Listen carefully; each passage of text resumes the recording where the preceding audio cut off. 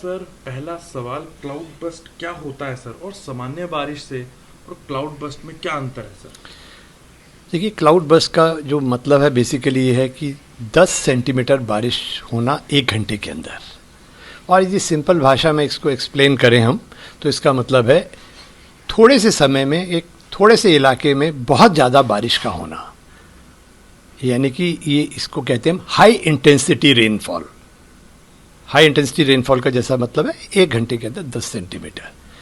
और ये बारिश, इस तरह की बारिश खास कर यदि पहाड़ी इलाकों में हो जाए तो वो तबाही ला सकती है। और उसके साथ साथ ये जो वर्षा होती है ये एसोसिएटेड है क्यूमुलोनिम्बस क्लाउड से। और क्यूमुलोनिम्बस क्लाउड जो हैं वो एक पर्टिकुलर क्लाउड की एक कैटेगरी है, जो कि हम कहते हैं उसको वर्टिकली ग्रोइंग क्लाउड्स। आपने देखा होगा एक बिल्कुल कॉटन की तरह से जैसे होता है, या गोभी के फूल की तरह आपको बादल दिखाई देते हैं, उनको हम क्यूमुलस कहते हैं। और यदि काफ़ी गर्मी हो, नमी ज़्यादा हो और कोई लो प्रेशर सिस्टम वहाँ हो या कोई ओरोग्राफिक इफेक्ट हो, तो यही क्यूमुलस इफेक्ट जो है, क्यूमुलस क्लाउड है, वर्टिकली ग्रो करता है और कुछ ही समय में ये हाइट टच कर लेता है 12-15 किलोमीटर तक हाइट, और चौड़ाई में भी करीब करीब 15-20 किलोमीटर तक हो सकता है। और इस जो क्लाउड है, और धीरे धीरे इतना इसमें मॉइस्चर होता है, कभी कभी आपने देखा होगा आफ्टरनून्स में सडनली देखेंगे अंधेरा हो जाता है शहर में। तो उसका कारण यही होता है कि क्यूमुलोनिम्बस जो क्लाउड है वो पूरे आपके जो शहर को कवर कर लेता है, और उसमें इतना मॉइस्चर होता है उसके अंदर कि ऊपर तो सूरज है पर सूरज की किरणें जो है पेनिट्रेट करके नीचे नहीं आ पाती और दिन में अंधेरा हो जाता है। तो आप समझ सकते हैं उसमें कितना मात्रा में मॉइस्चर है, नमी है।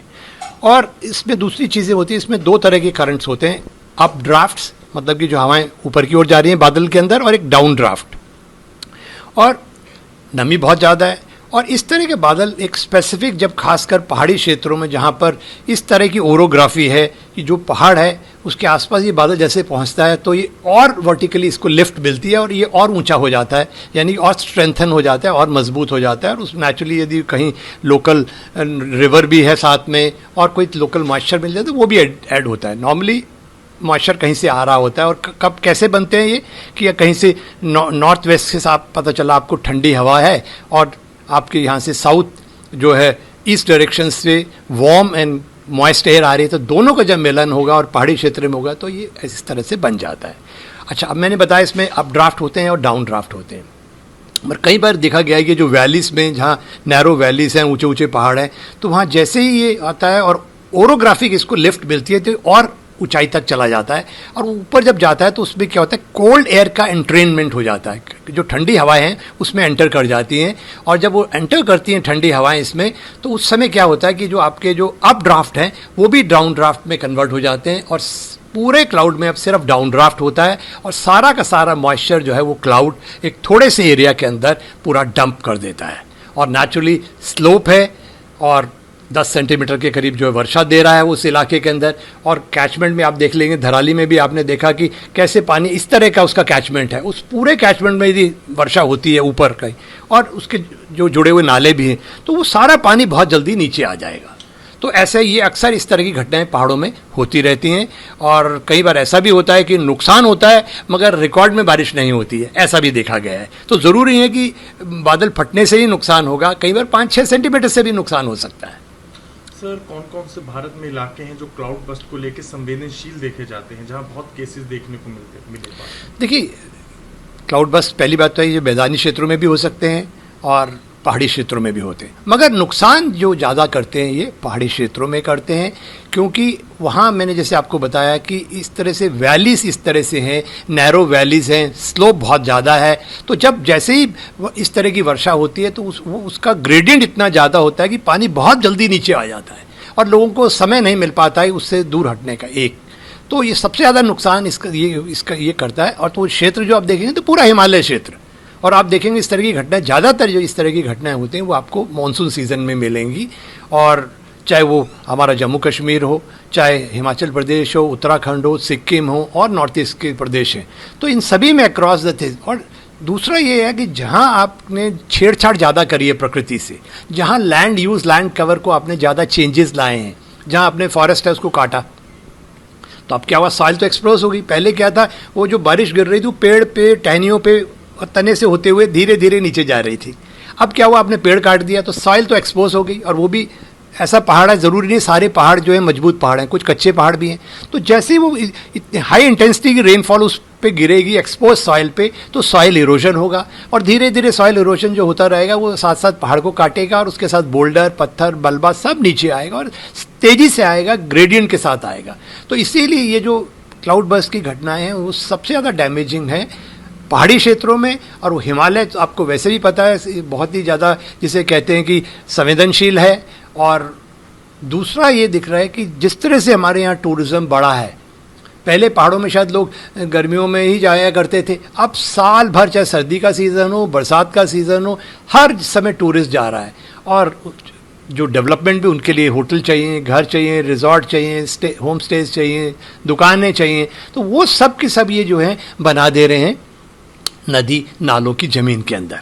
वो एक सबसे बड़ा खतरा बन गया है। और दूसरा मैं ये कहना चाहूँगा, आप देखिए, आप हिमाचल में जाइए, अंग्रेज़ों ने 100 साल पहले रेलवेज़ बना दी, बड़ी बड़ी बिल्डिंग्स बना दी, Indian institute of advance study, और इतनी बड़ी बड़ी बिल्डिंग हैं लोगों ने शायद विजुलाइज भी नहीं कर सकते जो शिमला में बनी है, और 100 साल से ज़्यादा हैं, जबकि वहाँ बड़े बड़े अर्थक्वेक भी आ चुके हैं, और कहते हैं बहुत बड़ी भारी बारिश भी हो चुकी है, मगर आज भी वो बिल्डिंग खड़ी है। तो इसलिए ये बड़ा ज़रूरी क्या है। और हमारे यहाँ के जो ब्रिज बना रहे हैं हम लोग, सड़कें बना रहे हैं, जो भी कुछ बना रहे हैं वो टूट जा रही है, ऐसा क्यों? इसका मतलब साइटिंग ऑफ द बिल्डिंग एक तो ठीक नहीं है कि कहाँ बनानी है। पहले तो आप एनक्रोचमेंट कर रहे हैं नदी नाले का। और बाढ़ जो, ध्यान रख लीजिए कि बाढ़ एक नॉर्मल फिनोमेना है, आने ही चाहिए बाढ़। बाढ़ आती है, बाढ़ तो एक नेचुरल एक तरह का, पहाड़ों को सफाई कौन कर रहा है? जो बारिश हो रही है। और नदियों की सफाई कौन करती है? बाढ़। अब आजकल देखिए यमुना इतनी गंदी थी, अब काफ़ी दिन से बहुत पानी है उसमें, तो वो सारा गंद कहाँ गया? वो नदी ने, बाढ़ ने तो साफ़ किया।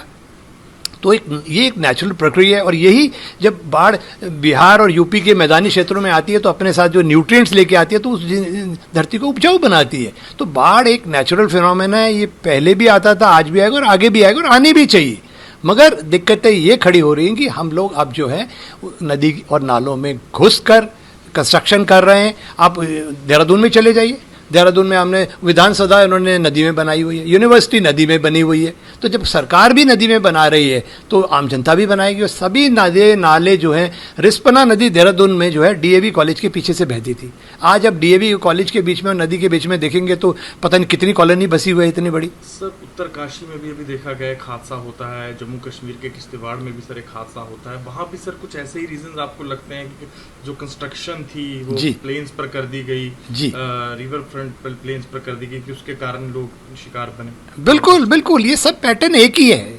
आप पूरे क्रॉस चले जाए, हिमाचल से लेके जम्मू कश्मीर से लेके उत्तराखंड में, सिक्किम में भी। मैं तो लकीली मुझे सभी इन स्टेट्स में मौसम विभाग में काम करने का मौका मिला। सिक्किम में भी मेरे सामने, जब मैं सिक्किम में 96 to 98 में 2 साल वहाँ पोस्टेड था, तो मकान जो है 4-4 मंजिल के मकान माचिस की तरह ऐसे चले गए, हैवी रेन हुई। तो वो बेसिकली इसलिए है कि वहाँ पहाड़ों में 2 मंजिल से ज़्यादा होना नहीं चाहिए, या हो तो देख के होना चाहिए। तो सभी जगह, चाहे वो जम्मू कश्मीर हो चाहे हिमाचल, एक ही पैटर्न है सब जगह। एनक्रोचमेंट 1, सेकेंड थिंग कंस्ट्रक्शन इन वनरेबल एरियाज।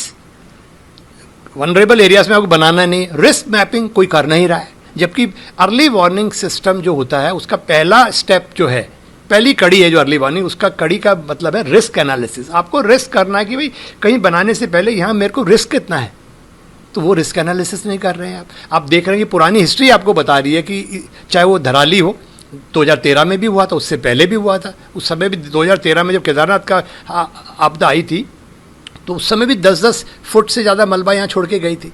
मगर वो लोग सोचते हैं कि अब इस तरह की चीज़ें कहते हैं कभी 50 या 100 साल में आती है, मगर ऐसा नहीं है। वो 100 साल वाली घटना अगले साल भी हो सकती है। मौसम विभाग सर क्या भविष्यवाणी कर सकता है इन चीज़ों को लेके, और वेदरमैन जो हैं इन चीज़ों को लेके पता कर सकते हैं, या ये ऐसा फिनोमिना है कि जो एकदम करंट फॉर्म करता है और असर दिखाता है? देखिए 2 चीज़ें हैं। अब जैसे 2013 का केदारनाथ का आपदा जो थी, उसके लिए उस समय मैं ही वहाँ का निदेशक था मौसम विभाग का, और मैंने 3 से 4 दिन पहले उसका पूर्वानुमान, ये जो अर्ली वार्निंग है, वो स्टेट गवर्नमेंट को दे दी थी। पूरे मीडिया में, अखबारों में, टीवी में, फ्रंट पेज पे था ही अखबारों की, वहाँ के लोकल अखबारों में। और उसमें हमने, क्योंकि वो एक वेल डिफाइंड वेदर सिस्टम के कारण हुआ था, एक वेस्टर्ली ट्रफ आ रही थी और एक लो प्रेशर सिस्टम आ रहा था बे ऑफ बंगाल से, दोनों का इंटरेक्शन होने जा रहा था ईस्ट राजस्थान के ऊपर। और जब ऐसा होता है तो जो वेस्टर्न डिस्टर्बेंस होता है उसको रिकर्व करा देता है हिमालयस की तरफ, और जब ये लो प्रेशर एरिया हिट करता है हिमालयस को राइट एंगल पे, सारा मॉइस्चर डंप कर देता है यमुना गंगा के कैचमेंट में, और इस तरह की प्रॉब्लम होती है। वो हमने प्रिडिक्ट कर दिया। और ये जो कहीं छोटे छोटे आइसोलेटेड इवेंट है, सिर्फ धराली के आसपास हुआ कोई, या उससे ऊपर कहीं हो रहा है, धराली में तो उस दिन रेन नहीं हो रही थी, वो तो कहीं ऊपर कहीं हुआ है, या अभी तो डेटा तो दिखा नहीं रहा, हर्षिल का डेटा नहीं दिखा रहा है, मगर कई बार ऐसा भी होता है कि आपका डेटा दिखा रहा है, मगर उसको जो आइसोलेटेड क्लाउड बस्ट का फिनोमेना होता है उसको कैप्चर करना मुश्किल होता है। उसके लिए एक तो आपको रडार चाहिए, सैटेलाइट भी है आज हमारे पास, कई जगह रडार भी है।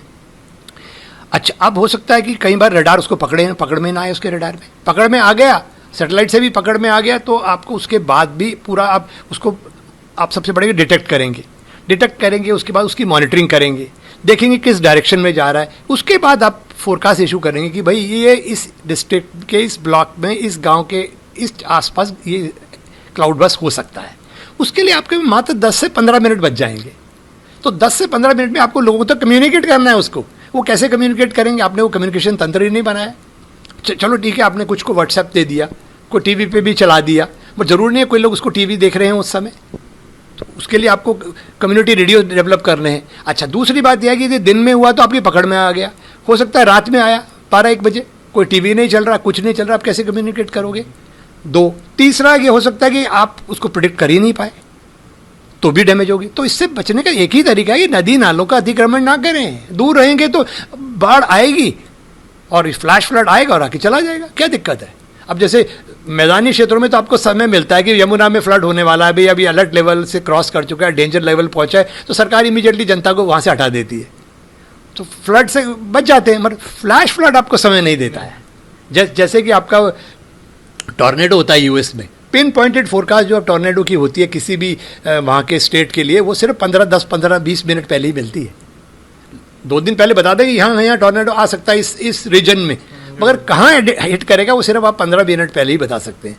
और वहाँ तो उनके पास 24/7 टीवी चैनल है, लोगों को पता है वेदर चैनल है, वो उसमें जाके देखना है। हमारे यहाँ ऐसा कोई 24/7 वेदर चैनल नहीं सरकार ने बनाया है, तो 24/7 वेदर चैनल होना चाहिए आपके पास।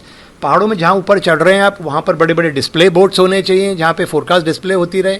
कम्युनिटी रेडियो होने चाहिए, और रेडियो भी कैसे होने चाहिए जिसमें बिजली की ज़रूरत नहीं है, बैटरी की ज़रूरत नहीं, सिर्फ हैंडल लगा पीछे आप घुमाइए 60 बार 1 घंटा चलेगा। तो इस तरह का तंत्र विकसित करना पड़ेगा आपको। प्लस जो टीवी चैनल है उसको मैंडेटरी करना पड़ेगा कि आपके स्क्रॉलर्स में हमेशा वेदर की इन्फॉर्मेशन चलती रहे, जिससे कि कोई भी चैनल आप देख रहे हैं, नहीं तो हो सकता है ना कोई एक चैनल देखता है, कोई दूसरा देखता है, डिपेंड करता है कौन से चैनल देख रहे हैं। तो आपको इस तरह का तंत्र विकसित करना पड़ेगा, और साथ साथ जनता को बताना पड़ेगा। कहते हैं please start factoring weather information into your day to day planning, be weather wise and climate smart. यानी कि मतलब कहीं भी आप जा रहे हैं तो सबसे पहले वेदर की फोरकास्ट को देखिए, जानकारी लीजिए मौसम विभाग से, और फिर ही जाइए। और सरकार को भी चाहिए कि यदि बाई चांस आपके बीच में आपको खबर आती है तो आप बैरियर्स लगाइए, मत जाने दीजिए लोगों को। देख रहे हैं कि भाई वहाँ लैंडस्लाइड हो रहा है तो रोकिए वहीं उसके पहले। मगर मुझे लग रहा है इस तरह का सिस्टम कहीं है नहीं, तो बहुत सारी चीज़ें सीखनी, अल्टरनेट रोड्स बनानी होंगी, शेल्टर्स बनाने होंगे आपको, जिससे कोई होती है तो लोगों को वहाँ ले जा तो सके। अभी आपके पास वो सब है ही नहीं।